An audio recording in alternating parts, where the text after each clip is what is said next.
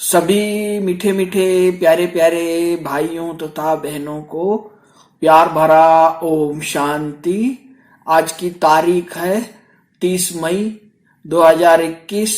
प्रातः मुरली अव्यक्त बाप दादा रिवाइज 10 जनवरी 1988। मनन करने की विधि तथा मनन शक्ति को बढ़ाने की युक्तियां। आज रत्नाकर बाप अपने अमूल्य रत्नों से मिलने आए हैं कि हर एक श्रेष्ठ आत्मा ने कितने ज्ञान रत्न जमा किए हैं, अर्थात जीवन में धारण किए हैं। एक एक ज्ञान रत्न पद्मों से भी ज्यादा मूल्यवान है। तो सोचो आदि से अब तक कितने ज्ञान रत्न मिले हैं। रत्नाकर बाप ने हर एक बच्चे की बुद्धि रूपी झोली में अनेकानेक रत्न भर दिए हैं। सभी बच्चों को एक साथ एक जितने ही ज्ञान रत्न दिए हैं, लेकिन यह ज्ञान रत्न जितना स्वप्रति व अन्य आत्माओं के प्रति कार्य में लगाते हैं, उतना यह रत्न बढ़ते जाते हैं। बाप दादा देख रहे हैं, बाप ने तो सबको समान दिए हैं, लेकिन कोई बच्चों ने रत्नों को बढ़ाया है और कोई ने रत्नों को बढ़ाया नहीं। कोई भरपूर है, कोई अखुट माला माल है, कोई समय प्रमाण कार्य में लगा रहे हैं, कोई सदा कार्य में लगाकर एक का पदम गुना बढ़ा रहे हैं, कोई जितना कार्य में लगाना चाहिए उतना लगा नहीं सकते। इसीलिए रत्नों की वैल्यू को जितना समझना चाहिए उतना समझ नहीं रहे।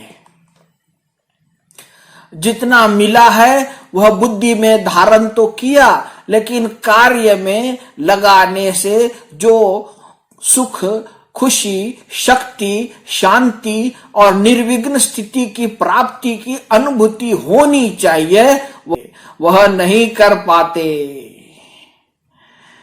इसका कारण मनन शक्ति की कमी है, क्योंकि मनन करना अर्थात जीवन में समाना, धारण करना। मनन न करना अर्थात सिर्फ बुद्धि तक धारण करना। वह जीवन के हर कार्य में, हर कर्म में लगाते हैं, चाहे अपने प्रति, चाहे अन्य आत्माओं के प्रति, और दूसरे सिर्फ बुद्धि में याद रखते हैं अर्थात धारण करते हैं। जैसे कोई भी स्थूल खजाने को सिर्फ तिजोरी में व लाकर में रख लो तो समय प्रमाण वह सदा काम में नहीं लगाओ तो वह खुशी की प्राप्ति नहीं होती है। सिर्फ दिल का दिलासा रहता है कि हमारे पास है, न बढ़ेगा न अनुभूति होगी। तो ऐसे ज्ञान रत्न अगर सिर्फ बुद्धि में धारण किए हैं, याद रख, मुख से वर्णन किया, पॉइंट बहुत अच्छी है, तो थोड़े समय के लिए अच्छी पॉइंट का अच्छा नशा रहता है, लेकिन जीवन में हर कर्म में उन रत्नों को लगाना है, क्योंकि ज्ञान रत्न भी है, ज्ञान रोशनी भी है, ज्ञान शक्ति भी है। इसीलिए अगर विधि से कर्म में नहीं लगाएंगे तो बढ़ता नहीं है, वह अनुभूति नहीं होती है। ज्ञान पढ़ाई है, ज्ञान लड़ाई के श्रेष्ठ शस्त्र भी है। यह है ज्ञान का मूल्य। मूल्य को जानना अर्थात कार्य में लगाना, और जितना जितना कार्य में लगाते हैं उतना शक्ति का अनुभव करते जाते हैं। जैसे शस्त्र को समय प्रमाण यूज नहीं करो तो वह शस्त्र बेकार हो जाते हैं, अर्थात उसकी जो वैल्यू है वह उतनी नहीं रहती है। ज्ञान भी शस्त्र है। अगर मायाजीत बनने के लिए शस्त्र को कार्य में नहीं लगाया तो जो वैल्यू है उनको कम कर दिया, क्योंकि लाभ नहीं लिया। लाभ लेना अर्थात वैल्यू रखना। ज्ञान रत्न सबके पास है क्योंकि अधिकारी हो, लेकिन भरपूर रहने में नंबरवार है। मूल कारण है सुनाया मनन शक्ति की कमी। मनन शक्ति बाप के खजाने को अपना खजाना अनुभव करने का आधार है। जैसे स्थूल भोजन को हजम होने से खून बन जाता है, क्योंकि भोजन अलग है, उसको जब हजम कर लेते हैं तो वह खून के रूप में अपना बन जाता है। ऐसे मनन शक्ति से बाप का खजाना सो मेरा खजाना, यह अपना अधिकार, अपना खजाना अनुभव होता है। बाप दादा पहले भी सुनाते रहे हैं, अपनी घोट तो नशा चढ़े, अर्थात बाप के खजाने को मनन शक्ति से कार्य में लगाकर प्राप्तियों की अनुभूति करो तो नशा चढ़े। सुनाने के समय नशा रहता है, लेकिन सदा क्यों नहीं रहता? इसका कारण है कि सदा मनन शक्ति से अपना नहीं बनाया है। मनन शक्ति अर्थात सागर के तले में जाकर अंतर्मुखी बन हर ज्ञान रत्न की गुह्यता में जाना। सिर्फ रिपीट करना है, लेकिन हर पॉइंट का राज क्या है और हर पॉइंट को किसी समय किस विधि से कार्य में लगाना है और हर पॉइंट को अन्य आत्माओं के प्रति सेवा में किस विधि से कार्य में लगाना है। यह चारों ओर की बातें हर पॉइंट को सुनाकर मनन करो। साथ साथ मनन करते प्रैक्टिस में उस राज के रस में चले जाओ। नशे की अनुभूति में आओ। माया के भिन्न भिन्न विघ्नों के समय व प्रकृति के भिन्न भिन्न परिस्थितियों के समय काम में लगाकर देखो कि जो मैंने मनन किया कि इस परिस्थिति के प्रमाण, वह विघ्न के प्रमाण, यह ज्ञान रत्न मायाजीत बना सकते और बनाने वाला है। यह प्रैक्टिकल हुआ, अर्थात मायाजीत बने। वह सोचा था मायाजीत बनेंगे, लेकिन मेहनत करनी पड़ी, वह समय व्यर्थ गया। इससे सिद्धि है कि विधि यथार्थ नहीं थी, तब सिद्धि नहीं मिली।